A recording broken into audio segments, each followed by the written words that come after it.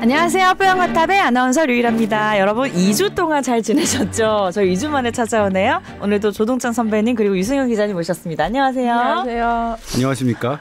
오랜만이에요. 많은 일이 있었어요. 많은 일이 있었어요. 예. 예. 많은 일이 있었어요. 저희가 예고 없이 이렇게 방송을 네. 죽이지 않는데 어떤 시발점이 본인이시죠? 웃고 계신 그분. 예. 우리 유승현 기자님이 갑자기 확진이 되는 바람에 네, 맞아요. 그럼 유승현 빼고 하자 하는 차에 제가 올맞더라고요, 어느새. 그게 저희가 목요일 날 네. 만나서 하고 제가 일요일 날 확진됐다. 그래서 그다음에 화요일 나는 화요일 날 이제 순차적으로 찾아서 그 와중에 조동찬 선배님 살아나오셨고요. 그게 너무 네. 너무 신기해. 건강하신 분이셨어요. 나이는 많으신데. 예. 그러니까 저는 뭐냐면 네. 그런 생각을 해봐요. 저희 어머니가 무슨 일이야? 출생신고를 제가 태어나자마자 한 10살로 올린 거 아닌가? 실제 나이는 사실 제 친구들에 비해도 전 너무 어려 보이고요. 건강 나이는 우리가 지금 본인만 안 걸려서 인정을 하는데 얼굴 나이는 정확히 올리신 것 같은데 왜 그러세요? 너무 어려 보이는 게 싫어서 어렸을 때부터 그 네. 삽보라고 하나요?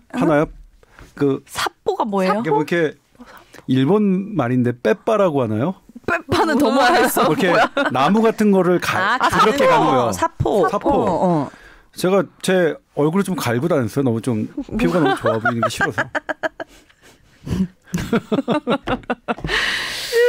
자, 그래서 어쨌든 동안을 자랑하신 우리 선배님만 아무 일 없어서 너무 다행이고 저희는 잘 회복하고 돌아왔습니다. 그래서 2주 만에 이렇게 인사를 드리는데요.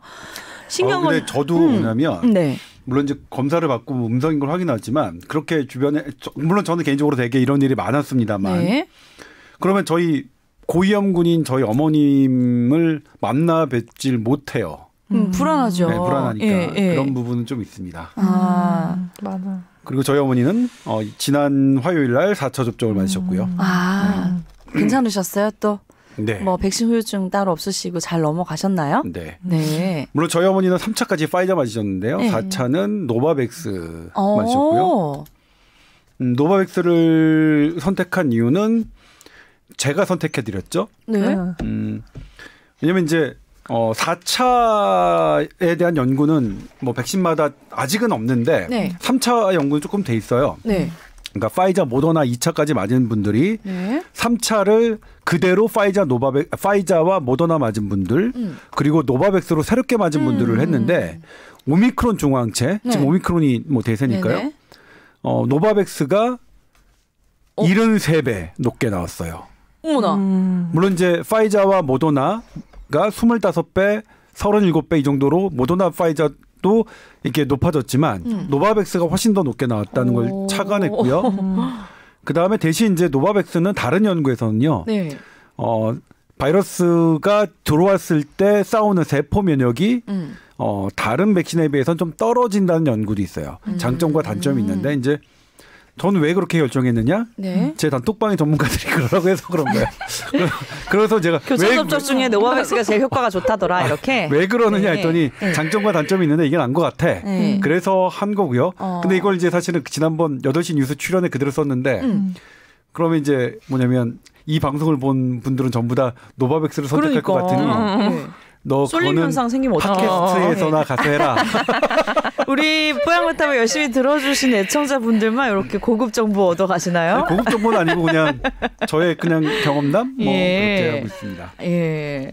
저 우리 유승현 기자님한테 제가 얼마 전 이제 거의 동시다발적으로 코로나를 겪고 왔는데 저는 조금 증상이 미미하게 잘 지나갔어요. 지금 후유증도 없고. 근데 유승현 기자님 엄청 아프셨다면서요? 저는 거의 죽음을 경험하고 그 정도예요? 자기는 3kg가 빠졌다 그래서 내가 그게 너무 억울해요 지금. 나는 살이 쪄서 왔는데 지금 너무 잘 먹고 잘 쉬어서. 제가 20년 만에 지금 제일 적은 몸무게를. 진짜? 네. 코로나 출산 후 다이어트 잘 됐네 이거. 애 낳고 살 빼기 어려운데. 근데 이게 약간 출산하고 나서는 사실 그렇게 안 아팠어요. 왜냐면 진통제가 잘 들어서.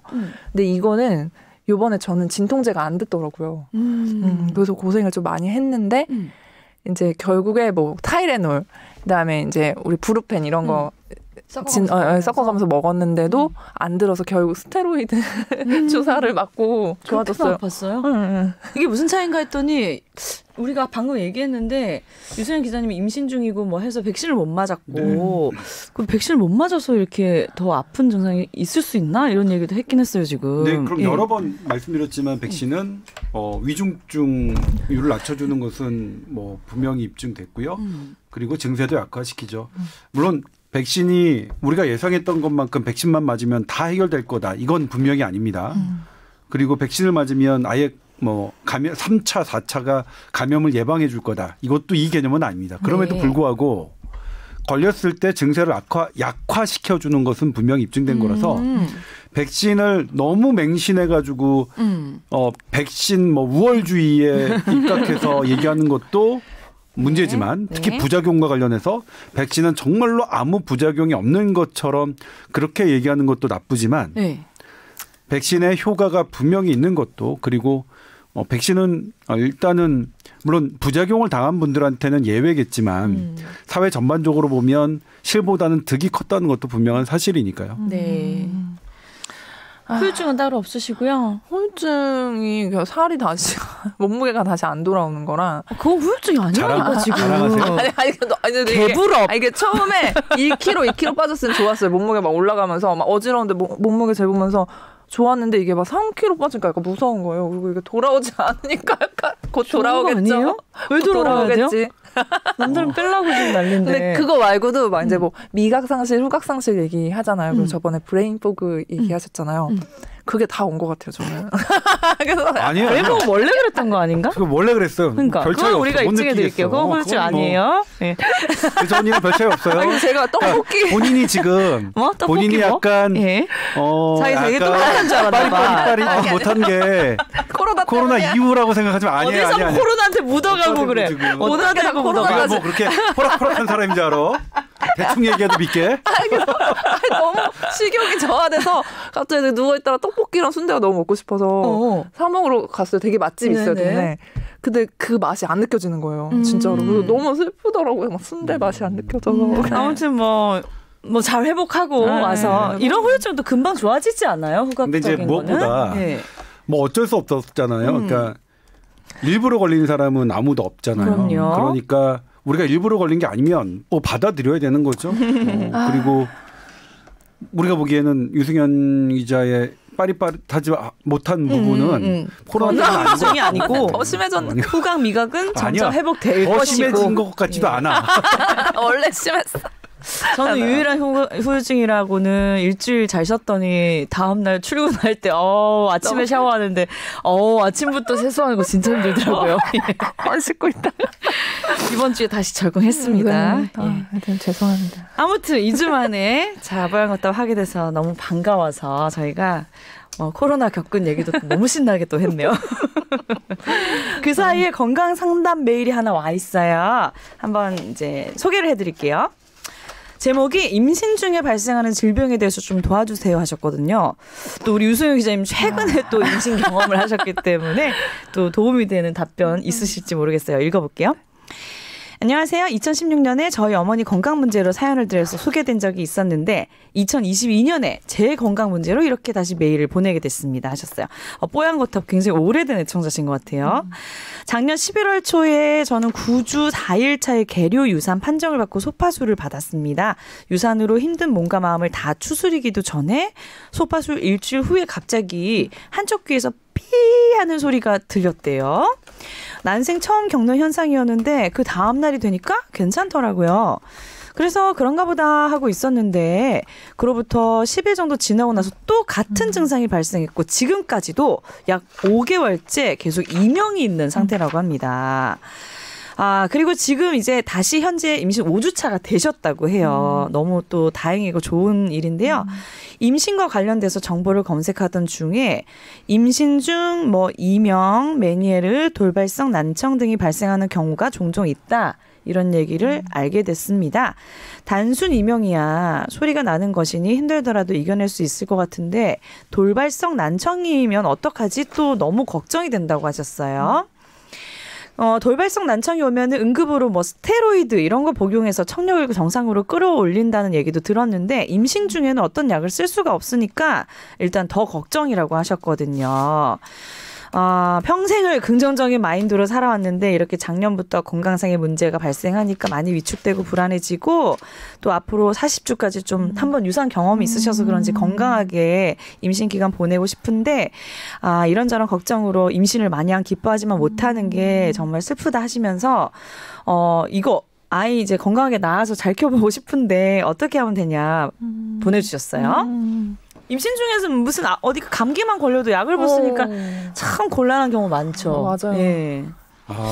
이거를 예를 들면 네. 제가 실제로 경험했습니다. 제 지인이 임신 상태에서 돌발성 난청이 왔어요.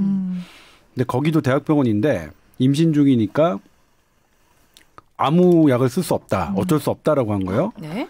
근데 돌발성 난청이 어떻게 되죠? 유승현 기자? 이거 일주일 이내 치료하는 게 되게 중요하거든요. 그래요? 급성으로 온 것처럼 네. 이제 치료를 해야 되군요. 그러니까 돌발성 난청은 정말로 그러니까 이비인후과적 응급 질환입니다. 돌발성 난청이 어떤 증상이에요? 돌발이 뭐냐면 갑작스럽다는 네, 거예요. 네, 네. 갑작스럽게 어떤 이유인지 모르지만 나의 청력이 확 떨어지는 거거든요. 잘 안 들리고 막 이런 네. 거예요? 원인이 제가 지금 원인은 지금 1, 2, 3로 생각은 나지 않습니다만 그게 어쨌든 잘 모르는 게 제일 많고요. 그다음에 트라우마도 있을 수 있고 그다음에 어떤 바이러스나 이런 것일 수도 있어요. 근데 어쨌든 이거는 무조건 빨리 치료해야 되는데 청력이 떨어진 상태에서 그 대학병원은 어쩔 수 없다고 한 거예요. 그런데 물론 아이를 지키는 것도 되게 소중하지만 청력이 떨어지는 것을 그대로 두는 것도 되게 쉽지 않은 일이잖아요. 그래서 애를 낳고 치료를 받기엔 너무 늦어질 그렇죠. 수 있고요. 저한테 전화가 온 거예요. 그래서 네. 저는 맞겠지. 그쪽 병원의 판단이 맞겠지 해서 제가 제 친구인 산부인과 교수한테 전화했어요. 야 이렇게 해야 되는데 이게 맞는 거지? 그랬더니 잠깐만요. 아닌데. 쓸 수 있는 스테로이드가 있는데 딱 얘기하더니 제가 우리 병원의 이비인후과 애한테 한번 물어볼게요. 딱 하더니 뭐라고 했냐면 임신부가 쓸 수 있는 이 먹는 게 아니라 여기에 돌발성 난청에 주사하는 그 치료제가 있대요. 어머 진짜요? 그래서 병원으로 옮겨서 네. 그거 맞고 돌발성 난청이 나왔어요. 지금 멀쩡하게 생활해요. 그래서 기억이 하셨던 거 기억나요. 그거 듣고서 아마 네. 한 것 같아요. 이 케이스는. 그러니까 저도 그때는 몰랐거든요. 네. 예를 들면 이제 첫 번째 대학병원은 컨설팅 시스템이 갖춰지지 않은 상태에서 일방적으로 얘기를 들은 것 같아요. 그러니까 협진이 그래서 되게 중요한데 이비인후과 선생님 보니까 무슨 소리냐 이거 임신부들한테 주사하는 귀에다 직접 주사하는 스테로이드 치료제가 있는데 그래서 병원을 옮겨서 그 치료를 받았어요. 네. 한 일주일 동안. 네. 그리고 회복됐어요. 너무 다행이에요. 그러니까 지금은 일주일이 넘어서서 어떨지 모르겠지만 네. 그러니까 이렇게 임신 중에 어떤 병이 생기더라도 치료할 수 있는 방법은 많이 열려 있다. 적극적으로 적극적으로 알아봐야 될 필요가 있다. 네. 예. 이게 지금 사연을 들어보니까 이명이 있는 상태라고는 하셨는데 이게 지금 약간 돌발성 난청은 아니고 아직 약간 이렇게 되면 어떡하나 되게 걱정을 하시는 것 같아요. 네. 그래서 좀 지금 2주라는 시간이 지났기 때문에 좀 괜찮아지셨으면 좋겠고 이게 저도 되게 이 얘기를 들으면서 공감이 된 게 나이도 되게 비슷하시고 저도 이번 임신 때 막 약간 노산인데 첫째랑은 또 달랐다면서요. 막 너무 아픈 그게 에피소드가 많았어요. 저도 막 여기 팔꿈치 그때 봉화지경 걸려서 막 응급실 가고. 맞아, 그것도 기억난다. 까먹고 있었는데. 근데 이게 진짜 그냥 동네 병원이나 뭐 다른 과를 가면 임신부라고 하면은 무조건 겁내하시죠. 아무것도 할 수 네. 없어요. 이렇게 하시는데 산부인과 저 소양증이라고 막 가려움증도 너무 심해서 저도 스테로이드 막 바르고 계속 그랬거든요. 안 씻어서 그런 거 아니에요? 아니 그건 질문이지 질문. 그건 아니라는 거죠. 아니 임신 애를 낳으니까 났어요. 그러니까 난 질문했는데 그 스스로 눌러지. 합당한 의심이 드네요. 그래서 그런 바르는 스테로이드 이런 것도 임신부한테 쓸 수 있는 게 있어요. 스테로이드라고 다 무조건 안 되는 게 아니에요. 네, 그리고 이제 뭐 아기가 일찍 태어나야 되는 상황이 이제 어쩔 수 없이 오면 또 아기 폐를 성숙시키려고 또 그걸 또 맞기도 하거든요. 주사를 스테로이드 주사를. 그리고 이제 저도 또 이번에 스테로이드로 굉장한 효과를 본 입장으로 하여튼 모든 약을 뭐 다 이렇게 무서워할 필요는 없으실 것 같고 이렇게 미리 막 되게 걱정하는 게 애기한테 더 안 좋으니까 네, 하시고 이명에 대해서는 이제 따로 이비인후과 진찰을 이렇게 보시는 게 좋지 않을까 생각이 듭니다. 네. 이명은 사실 상당히 좀 어려운 질환이에요. 저도 걸려본 적이 정말 있거든요. 어려운 질환이거든요. 그러니까 이명이 왜 들리느냐면 이제 나의 청각세포가 보통은 듣지 않아야 될 그런 이 음의 영역대를 듣는 거예요. 염증입니다.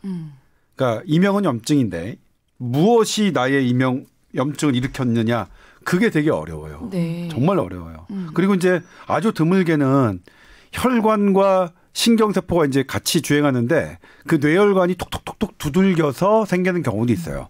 그런 경우에는 수술적으로 치료를 받을 수 있는데 근데 그런 경우는 많지 않거든요. 그래서 이명은 되게 어렵고 그래서 이제 뭐 하고 있는 방법이 재활 훈련이죠. 이명 재활. 그러니까 백색 소음, 중성 소음들을 계속 줘서 적응시키는 그렇죠. 거더라고요. 이 이명에 대해서 내가 적응하는 거죠.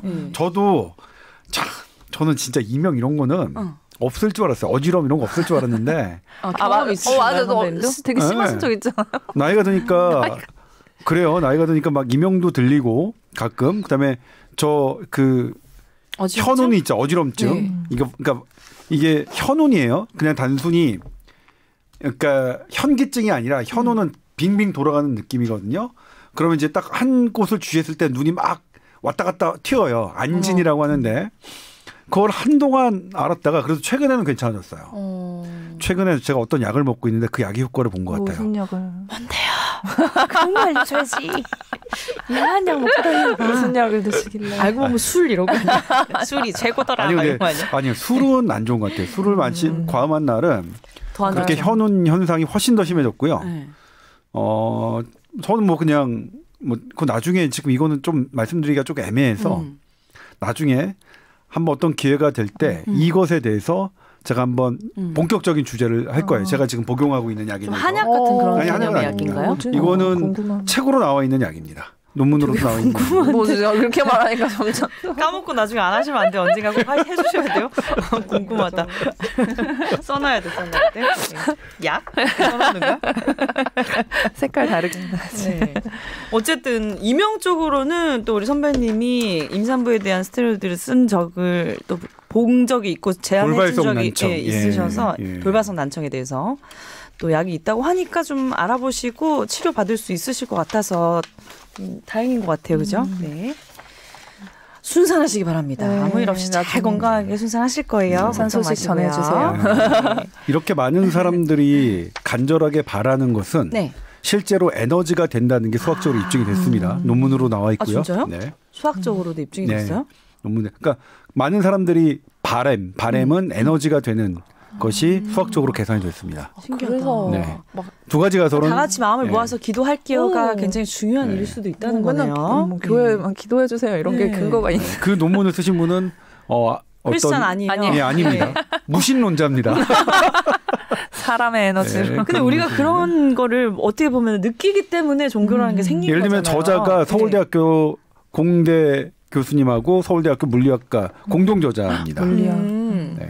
과학적인 분이신데 네, 과학적이고 수학적인 분들이 향후 본인들의 사후 50년 이후에나 이게 본격적인 화두가 될 것이라며 하지만 진실은 변하지 않는다.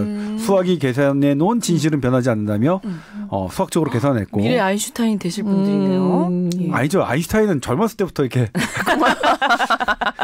그분들은 아인슈타인 되실 분들이네요. 이미 아인슈타인의 전성기를 그러니까 아인슈타인이 그 업적이 사실은 초기 젊은 시절에 끝났어요? 집중돼 있어요. 말년에는 조금 뭐 그렇게 획기적인 뭐 작업물들이 나오지는 않았어요. 아인슈타인. 네. 그러니까 젊은 인생 때 나오셨던 분. 벨은 맞네. 네, 벨은 맞죠. 네. 그렇죠. 아인슈타인 위인전을 굉장히 꼼꼼히 잘 읽으셨나 봐요.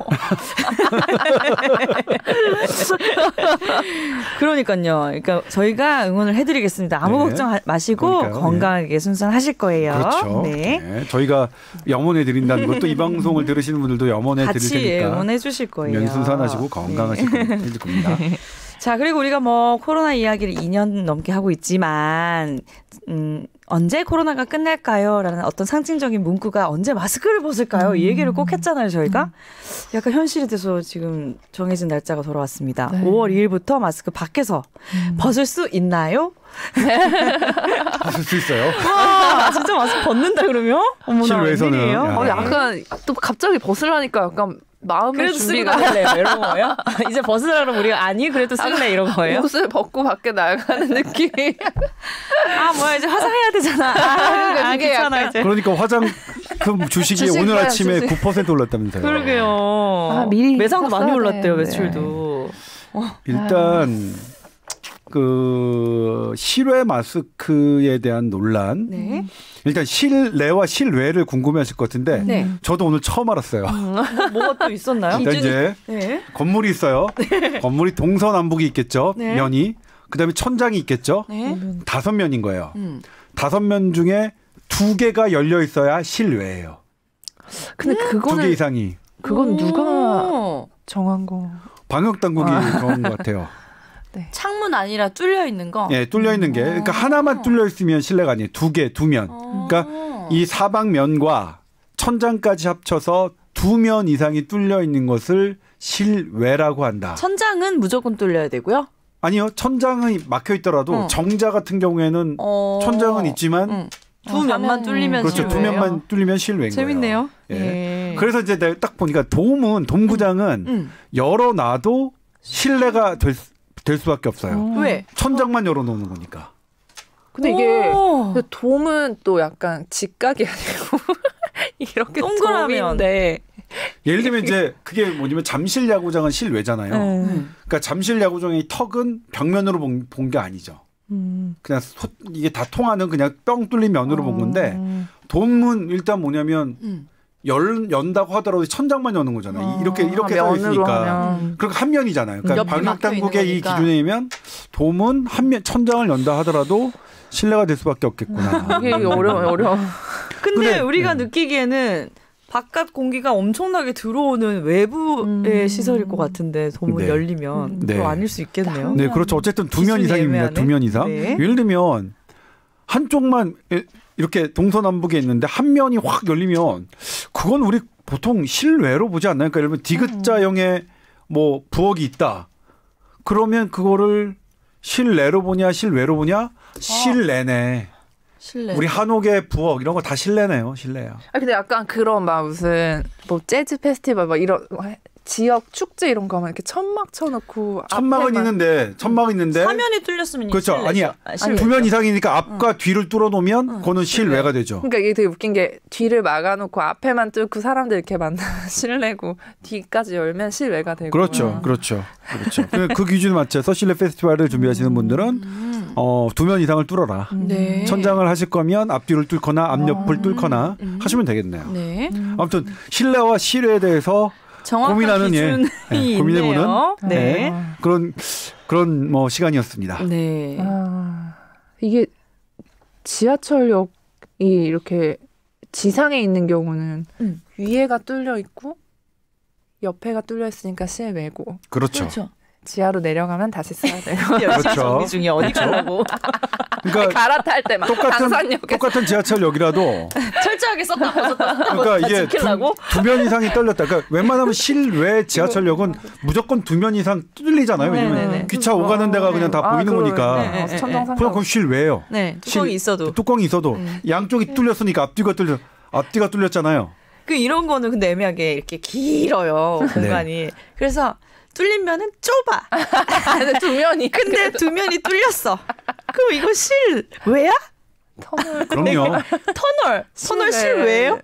터널 실외죠. 진짜 긴데? 네. 일단 오늘 길이 규정이 없어요. 길이 규정이 없었어요. 되게 애매하다. 상상하니까 너무 웃겨. 길이 규정이 없었어요. 말을 들면 1km 이상이면 2면이 설령 뚫렸더라도 아니다. 이런 규정이 없어요. 뚫린 건 뚫린 거지. 저 먼 데 있어서 뚫린 건 뚫린 거죠. 근데 이게 막 해서 바뀌니까 잠깐 벗어야지 했다가 막 이거 잊어버렸는데 갑자기 갈아타러 가는데 마스크 없어지고 막 이런 경우도 있을 것 같아요. 이제 이 마스크 이제 잘 챙겨야 할 것 헷갈리면 같아요. 줄 쓰고 있던지 네. 해야 된다. 네. 재밌네요. 근데 실내는 꼭 써야 된다는 거는 좀 아직 실내는 안 쓰면 위험한 건가요? 그러니까 영국은 네. 실내 마스크 착용 의무도 없앴죠. 권고는 네. 해요. 네.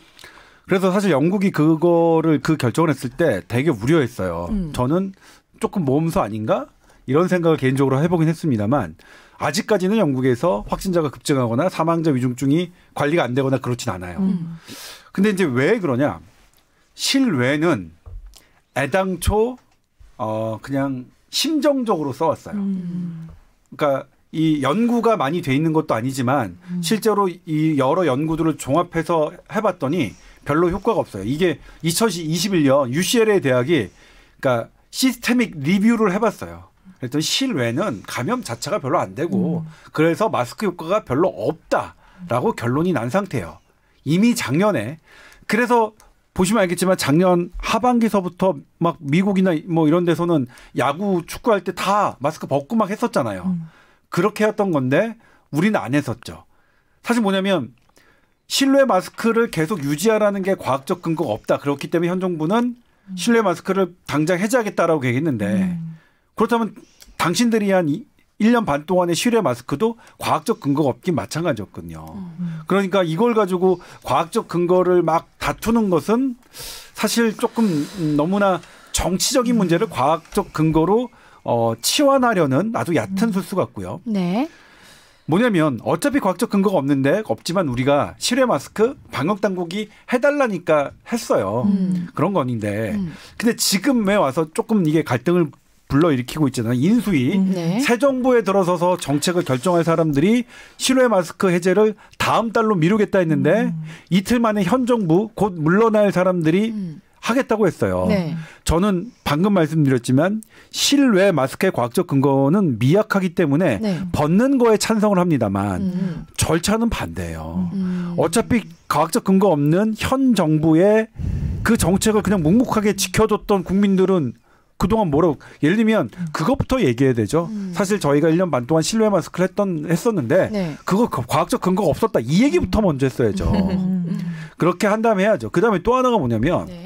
인수위에서 5월 말부터 실외 마스크 벗겠다고 했는데 네. 이틀 뒤에 바로 현 정부가 뒤집으면 네. 듣는 국민은 정부가 두 개인가?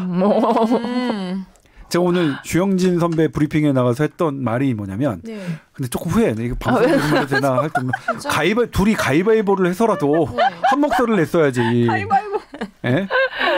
그래야 되는 거 아니에요? 이게 방역 정책은 국민의 협조와 신뢰도가 얼마나 중요한 영역인데 이것을 정치적 이유로 합의를 못하는 거는 한부류에 똑같은 거예요. 똑같은 거예요. 가위바위보를 해서라도 한 목소리를 냈어야 했죠. 이게 정말 그냥 진짜 가위바위보가 제일 깔끔한 맞아.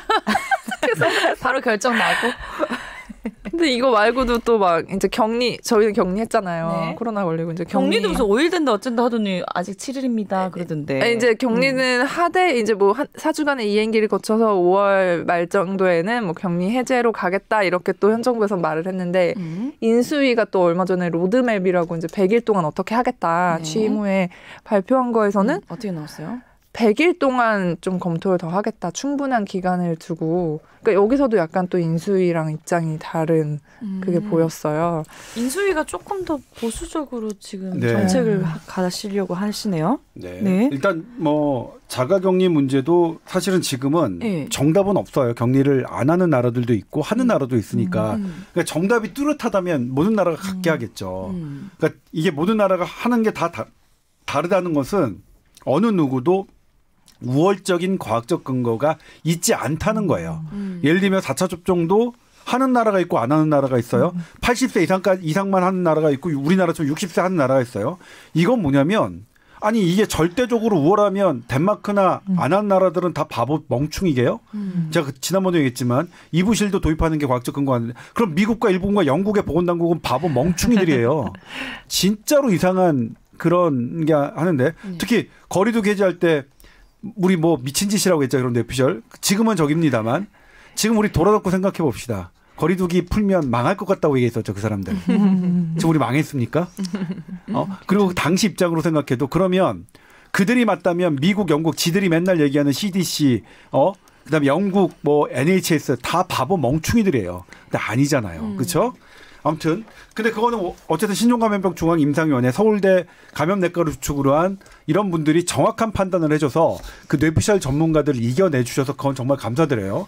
오늘도 우리가 그 과학계에서 큰 회의가 있었는데 정말 가짜 전문가들이 지난 2년 동안 우리 언론계에 너무나 어지럽힌 것들 이런 부분들은 분명히 역사에 기록돼야 할 것이고 이것에 대한 대안은 과학계와 우리 그 과학기자협회가 이게 대안을 마련하려고 해요. 네. 다른 뭐 나라처럼.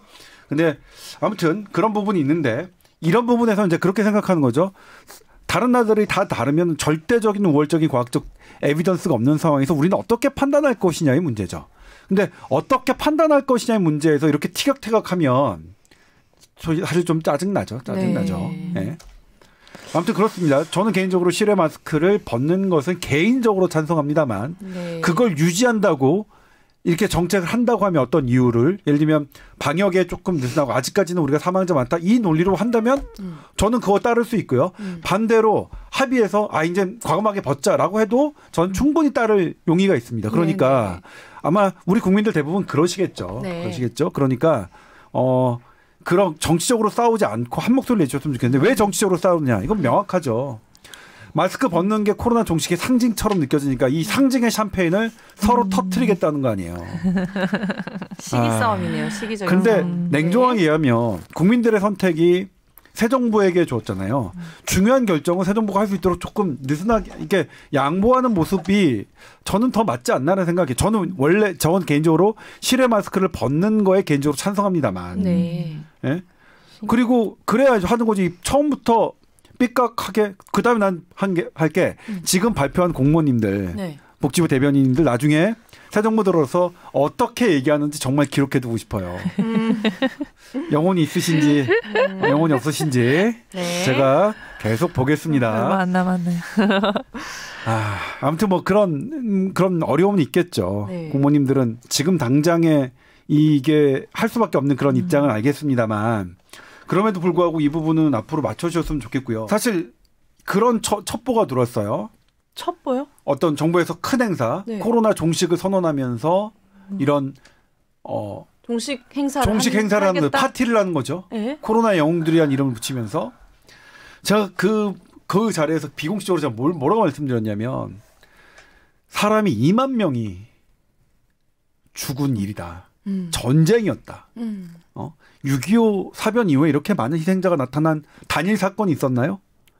그런데 여기에 종식의 파티를 내요? 그러니까 전쟁에서 어쨌든 이겼다 하더라도 많은 희생이 부하를 있는데. 잃은 장수가 파티하는 것 같습니까? 난 도대체 어떤 사람이 그런 국민 정서에 안 맞는 그런 생각을 하는지를 잘 모르겠어요. 고생하신 건 알아요. 그러니까 고생하신 분들 치하하는 거는 좋은데 그건 대단히 조심스럽게 조용하게 해야죠. 전쟁에서 이기고 들어온 분들에게 당연하죠. 고생했어. 잘했어. 그거하고 꽹가리 치면서 이렇게 주민들 막 상식적으로도 죽었는데 이해 안 이렇게 하는 되는데요? 거는 말이 안 되는 네. 거죠. 그런 측면에서 자꾸 그런 의심이 드는 게 실외 마스크를 저는 과학적으로 벗는 그러니까 예를 들면 이렇게 얘기하죠. 사실 과학적으로 근거 없었습니다. 그동안. 근데 저희가 그냥 꾹 정했고요. 그냥 이거 없게 하겠습니다. 이렇게 했으면 훨씬 더 나았을 텐데 마치 지금까지는 과학적이었고 이것도 과학적이었느냐 이렇게 얘기하니까 그건 조금 많이 걸려요. 그럼에도 불구하고 어쨌든 어떤 정책을 하시든 간에 다음번에는 꼭 맞춰서 한 목소리를 내주셨으면 좋겠다. 네. 이제 날씨도 더워지는데 실외에서는 마스크를 벗을 수 있다는 거 어쨌든 너무 환영이고 요즘 보니까 또 야외에서 이렇게 앉아서 카페 이용하시는 분들도 많이 계시더라고요. 이렇게 하면서 이제 경제도 다시 좀 살아나고 자영업자들도 다시 좀 생기를 얻으시고 하셨으면 좋겠어요. 그죠? 그래도 점심에 네. 이렇게 먹으러 가면은 옛날에는 막 인원 제한 막 이런 것도 있고 그래서 조금 한산했는데 요즘은 그래도 되게 북적북적하고 네. 그리고 지금 뭐 계속 얘기하지만 식당과 카페만 거리두기 했던 거는 과학적이었냐고요. 그러니까 가장 많이 하는 제일 가정인데 안타까웠죠. 이분들의 생존권 뭐라고 할 거냐고요. 그리고 얘기했지만 미국과 일본은 이브실드 진작에 들어왔고 라게브리온도 1월 달부터 해가지고 투약했는데 라게브리온 석 달 3월 달에 뒤늦게 도입하고 이브실드 6월 달에 다음 달이나 도입하는 이거는 과학적이냐고요. 그러니까 진짜로 과학적인 걸 따져야 할 거에서는 안 따지고 여기서 과학적이라는 것을 들고 와서 국민들에게 혼란을 줄 필요는 굳이 있었을까요? 그런 부분이 여러 가지로 사실은 조금 개운치 않아요. 그리고 도대체 누가 이런 결정을 하는, 그래도 그럼에도 불구하고 전반적으로는 과학적으로 가는 것 같아서 그거는 좀 다행스러워요. 어쨌든 새 안철수 위원장이 했지만 새 정부의 방역은 과학적으로 가겠다. 네. 그렇게 얘기했고요. 그런 면에서 백신 이상 반응 피해자들도 좀 더 과학적으로 현대의학이 모든 것을 다 한다고 생각하지만, 왜냐하면 현대의학의 드문 사례는 잘 모르잖아요. 네. 드문 사례를 갖고 드물다님으로 일반화시킬 수 없다. 그러니까 너는 백신 피해자 아니다. 이런 태도로는 절대로 백신 피해를 제대로 설명해낼 수 없으니까 조금 더 폭넓게, 그러니까 현대의학이 갖고 있는 한계를 과학적으로 인정해야죠. 예? 한계를 인정하는 것도, 그러니까 리미테이션을 인정하는 것도 얼마나 과학적인 사고인데요. 예? 그렇게 해서 좀 더 포괄적으로 그런 상처받은 분들에게 대해서 했으면 좋겠어요. 그래도 한 단계 좀 하겠다고 했는데 물론 예. 피해자분들이 원하는 만큼은 안 됐어요. 예. 피해자분들이. 예. 어쨌든 가는 방향은 좋은데 좀 더 이제 폭넓게 이해 폭을 좀 넓혀주셔서 좀 면밀하게 검토해가지고 좀 다 이렇게 챙겨주셨으면 좋겠네요, 그죠? 네. 실제로 챙겨준 사례는 너무 적어서. 자, 오늘 유승현 기자님 또 이제 리포트 앞두고 있는데 오늘 뭐 소식 뭐 준비하셨어요? 저는 이제 이브실드 아까 말씀하셨던. 네. 예를 들어 면역이 안 생기는 사람이 있어요. 이렇게. 주사를 맞아도 백신을 맞아도 네. 그런 사람들은 또 오히려 코로나 걸리면 더 위험할 수 있는 그런 사람들인데 이제 이런 사람들한테 필요한 게 이브실드라는 이 약이었고 이제 미국에서는 작년에 승인이 됐고 치료제죠. 네, 그러니까 네. 예방 주사 치료, 항체 치료제 이렇게 보면 될 것 같아요. 그러니까 백신은 맞아서 내 몸에서 항체를 만들어내는 건데 얘는 그냥 항체를 투입을 하는 거예요. 두 가지 항체를 투입을 해서 이제 면역을 갖추게 하는 건데 이게 진짜 정작 위중증으로 갈 위험이 많아서 필요한 사람들, 그리고 이제 백신을 맞았는데 부작용이 있어서 더 이상 못 맞는 사람들, 이런 사람들을 대상으로 승인이 외국에서는 이미 됐었는데 네. 우리나라에서 뭐 들어온다 했다가 막 예산 삭감되고 뭐 국회에서 막 그래서 우리 순조롭지 않네요. 또 단독 보도 나가고 그리고 막 중간중간에 뭐 2월에도 그렇고 3월에도 그렇고 도입할 계획이다 하는데 뭔가 구체적인 안이 계속 안 나왔어요. 근데 오늘 아침에 네. 이제 국무총리님께서 이제 발언을 하시면서 도입을 할 예정이다. 네. 그래서 제가 지금 취재를 하고 있는데 이게 도입을 할 예정이라는데 뭔가 구체적인 안에 대해서는 또 이렇게 발표가 되거나 한 거는 없어요. 아직. 그거는 저길 거예요. 약간 이런 것들을 이게 비싼 약이에요. 비싼 네. 약은 맞는데 제가 왜 이걸 강조했냐면 미국 FDA에서 이거를 승인할 때 그 문구예요. FDA가 이 이브실드를 승인할 때 면역 저하인 사람들은 백신을 여러 차례 맞아도 역시 면역력이 형성되지 않아서 면역 저하자한테는 이 치료가 필요하다라고 해서 긴급 승인을 먼저 했어요. 네. 그리고 나중에 한참 뒤에 2월 달이니까 석 달 뒤에 4차 접종도 승인을 한 거예요. 미국은 면역 저하자에 비해서 뭘 먼저 승인했냐. 이브실드를 먼저 승인하고 한참 후에 4차 접종도 승인한 거예요. 우리는 4차 접종만 했었죠. 왜냐하면 4차 접종은 어차피 백신 남잖아요. 네. 사실 그냥 쓸 수 있는 카드는 돼요. 백신 우리 지금 막 폐기하고 있으니까. 그리고 백신보다 이브실드 훨씬 싸니까, 훨씬 이브실드가 비싸니까 그럴 수 있는데 네. 이걸 돌이켜서 사람 목숨으로 대한다면 질병청이 원래 하려고 했던 게 400억을 들여서 2만 도주를 2만 명분을 하려고 했거든요. 근데 이게 오늘 NEJM의 몇 %였죠? 사망 위험도가 82.8%니까 83%예요. 2만 명한테 투여해서 83%의 목숨을 구했다고 칩시다. 네. 아니 다 목숨을 잃을 사람은 아닐 테니까 한 절반 정도 목숨을 구했다고 칩시다. 네. 400억이 큰 돈인가요?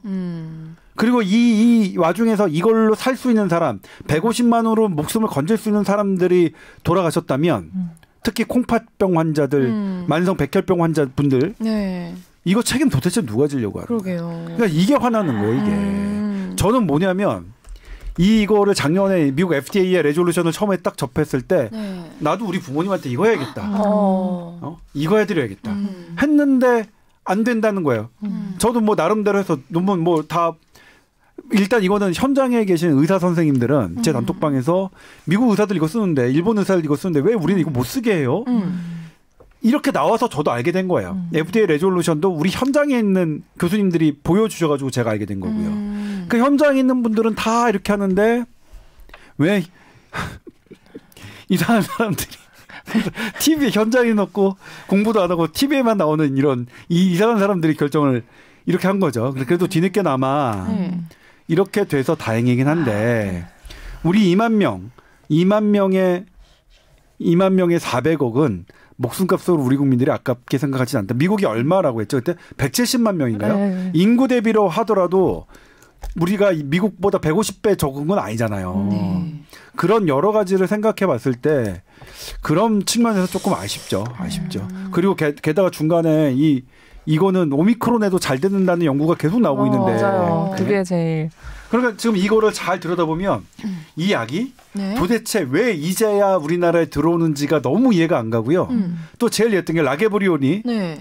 팍스로비드는 1월에 들어왔는데 네. 1월에 전부 다 미국, 일본, 영국도 전부 다 라게브리온 1월에 똑같이 도입했는데 네. 우리나라는 3월에 넣는 것도 진짜 이해가 안 돼요. 제가 지난번에도 말씀드렸지만 네. 제 친구 신장내과 투석한 애는 도대체 그거 누가 막은 거야? 우리 투석받는 사람은 팍스로비드 못 쓰는데 왜 늦어졌대요? 모르겠어요.